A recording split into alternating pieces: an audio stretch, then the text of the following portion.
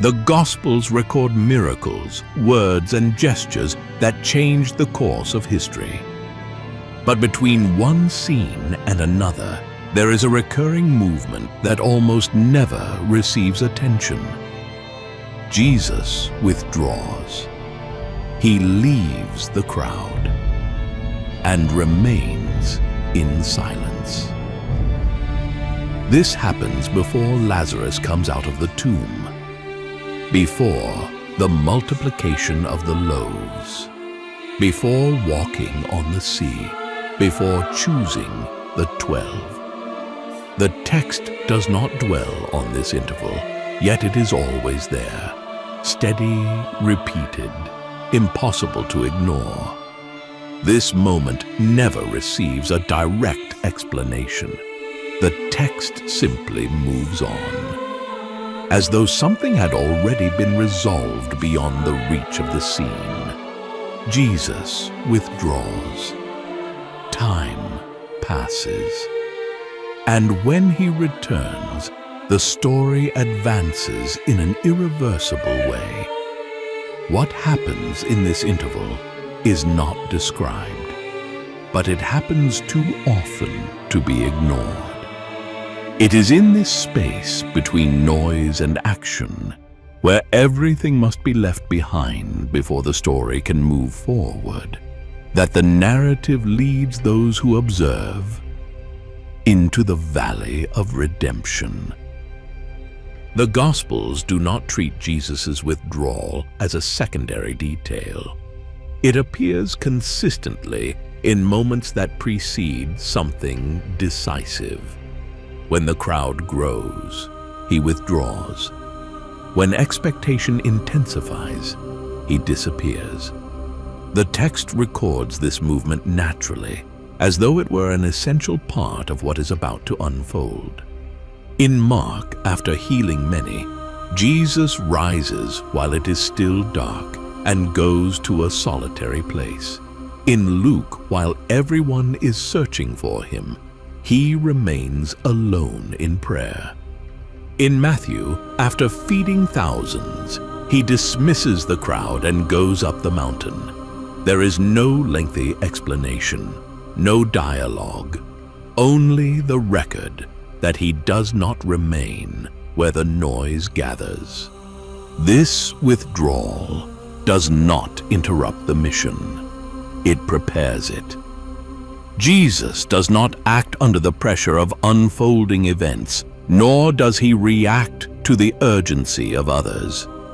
He creates an interval, a space where the narrative slows, as if the story must pass through this silence before moving forward. The text does not describe what happens in these moments. It reveals no words, no visible gestures, yet it makes clear that something is being ordered there. When Jesus returns, the sequence unfolds with precision. Decisions are firm. Actions are direct. Nothing appears improvised. The withdrawal is not escape. It is positioning. He steps away from the public gaze to remain where direction is not contested. This movement repeats itself so often that it becomes a silent signal. Before any word that alters reality, there is a withdrawal that redefines the course of history. When Jesus withdraws, the text does not describe activity. There is no record of speeches, no requests, no dialogue. There is silence. A silence that does not function as a narrative pause, but as a territory. It is there that the story reorganizes itself beyond the reach of the crowd and far from the pressure of the moment. In several passages, this silence appears before irreversible decisions, in the wilderness before the beginning of the ministry, on the mountain before the choosing of the 12, in the night before facing what no one else could carry. The Gospel does not explain the content of this silence, but it makes its weight unmistakable. Nothing unfolds outwardly while something is being defined inwardly. This is not an empty silence. It is a silence charged with direction. Jesus does not enter these moments to think things through, nor to seek alternatives.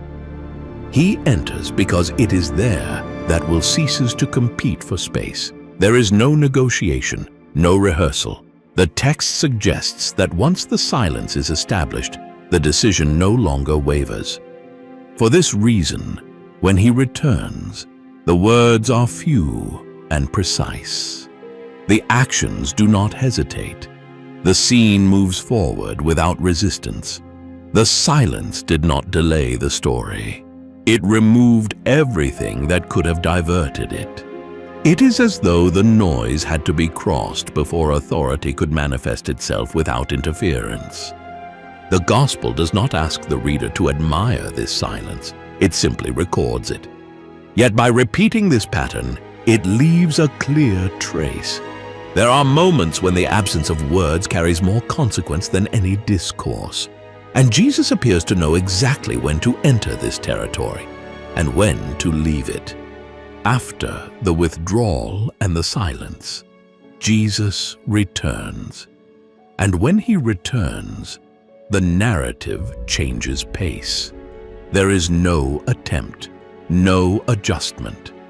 The words emerge with uncommon precision, as though they already know where to strike. The text presents no hesitation.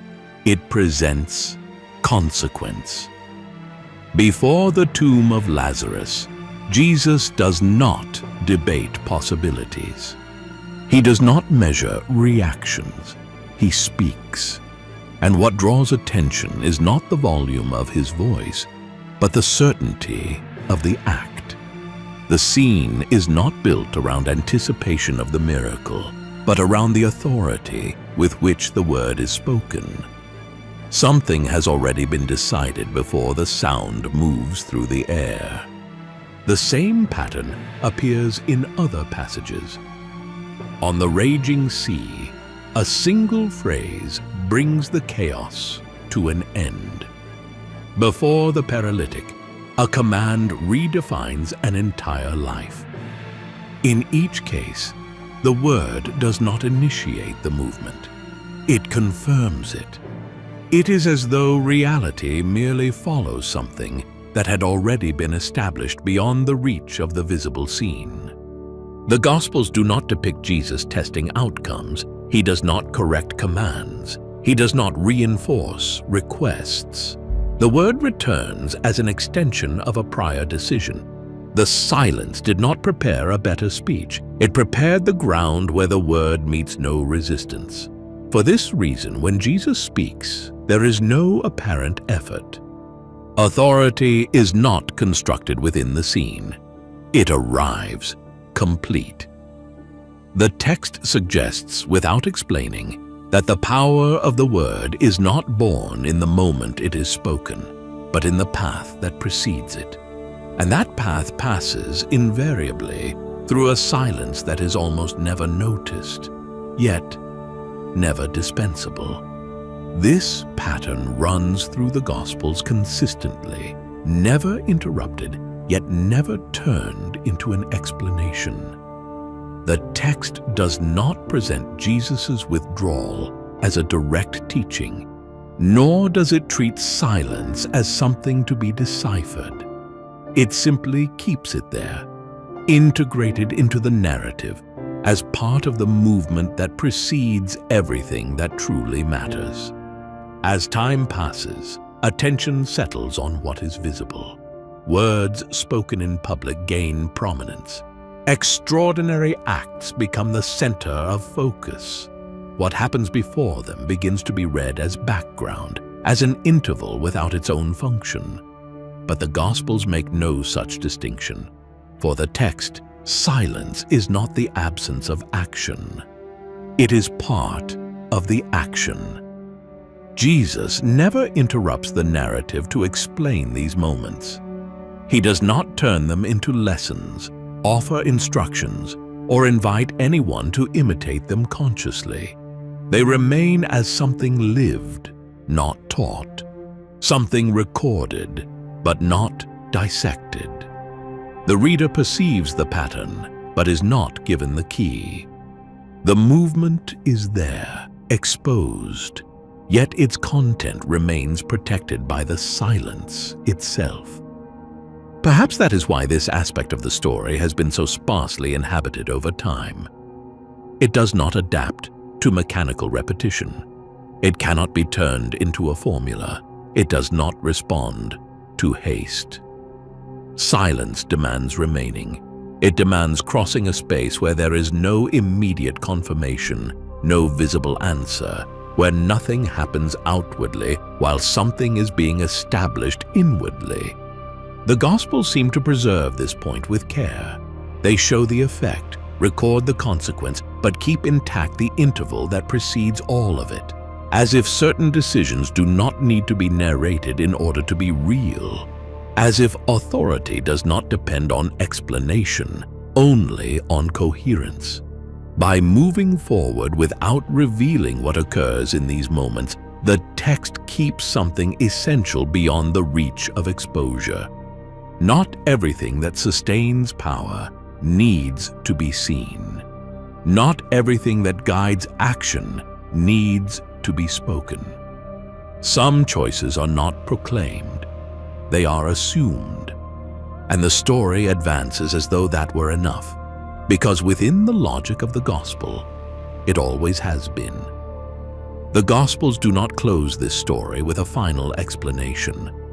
They leave it suspended at the same point where they have always placed it, before the word, before the gesture, before the visible effect.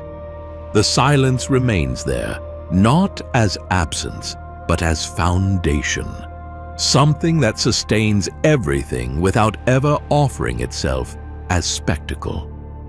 Jesus never taught this interval as a method. He never presented it as a reproducible technique. He simply lived it, repeatedly, as an inseparable part of what followed. The authority that manifests itself in public is born in a place that does not lend itself to immediate observation, a place where nothing needs to be proven because it has already been decided. Perhaps that is why this part of the narrative is unsettling. It offers no shortcuts. It does not adapt to haste. It does not reward immediate curiosity. It demands attention to what the text does not develop, yet insists on repeating. It requires recognizing that decisive movements take place outside the main scene. In the end, what remains is not a ready-made answer, but a narrative weight that is difficult to ignore. Before any word alters reality, something has already been crossed in silence. And the story moves forward as though that were sufficient, because for the Gospels, it always has been.